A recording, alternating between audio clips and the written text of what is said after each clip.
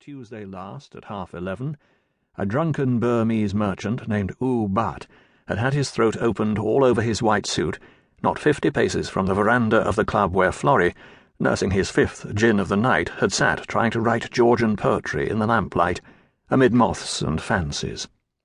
Only slightly drunk, the young officer had rushed to the still form in the dust as a smaller, quicker shape had dashed by him.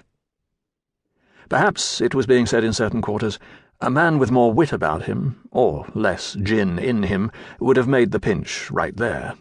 But Florry, stunned by the suddenness with which the violence had occurred, and a little dotty not only with drink but also with dreams of literature, and then still further staggered by his first exposure to the gaudy wreckage of a human body soaking in its own blood in the dust, had let the villain slip away in the shadows of an alley. A manhunt, organised rather like a tiger drive, had come upon the naked Benny Lal, sleeping in blissful abandon by the side of the road a few miles away early the next morning. It developed swiftly, under blunt methods of investigation, that he had once been a houseboy in the domicile of U Bat and a frequent target of the drunken merchant's weekly rages. Under questioning, Benny Lal, idiot child of the East, neither confessed nor defended himself. He merely smiled pleasantly at everybody and tried not to offend the British. Was he, in fact, the guilty party? If Florry could not really say yes, neither could he really say no. Yet he could not say nothing. These were tricky times, it had been explained to him by a fellow in the intelligence department. Already ugly rumours were afoot. The British themselves, it was said, had been behind the slaying. U Bat, in certain quarters, was being inflated into some kind of nationalist saint, not the black brute he'd been in reality. It would do, the chap explained, with sweet reason and abundant charm on his side, it would do to be done with this matter quickly. It was a duty. Sometimes one had to see the bigger picture. "You're certain, then?" said the magistrate. "I am sure, sir. Yes, sir, I am," said Florry, in a clear, unwavering voice. "Mr. Gupta, have you any questions?" Mr. Gupta, who had been fanning himself this long time, at last arose. He was a tiny Hindu lawyer, up at no fee save mischief from Rangoon to speak for Benny Lal. He offered Florry a broad, extremely pleasant smile. "How much, Constable Florry, would you—" Conscious of the contest and eager not to fall behind from the start, Florry corrected the man. "Assistant Superintendent, please," he said.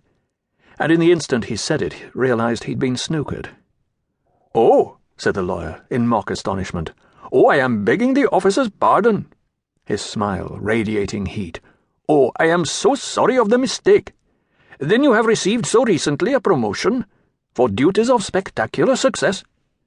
"I don't see what the devil Florry began, with an extra measure of Sahib's bluster, but the sudden swell of bright laughter from the unsympathetic Hindus in the back of the courtroom drowned him out.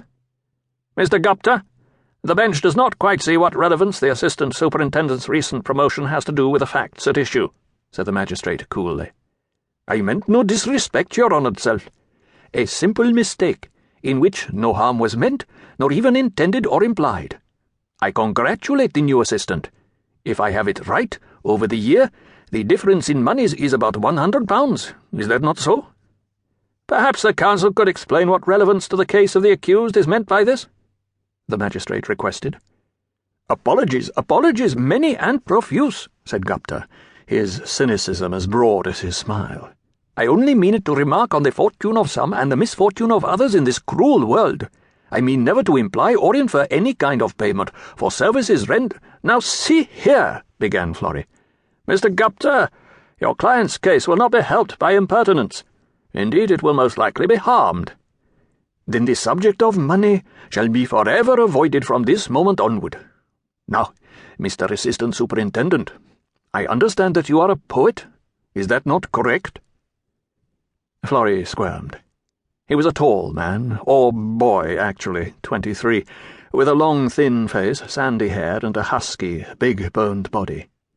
He looked strong and English, and a bit too decent for anybody's good.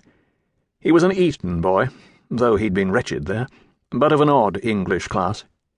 The son of an India Company clerk, he'd gone to his fancy school on account of having been at one time thought promising. He was in service because no university would have him, after a disastrous finish to his years at the college.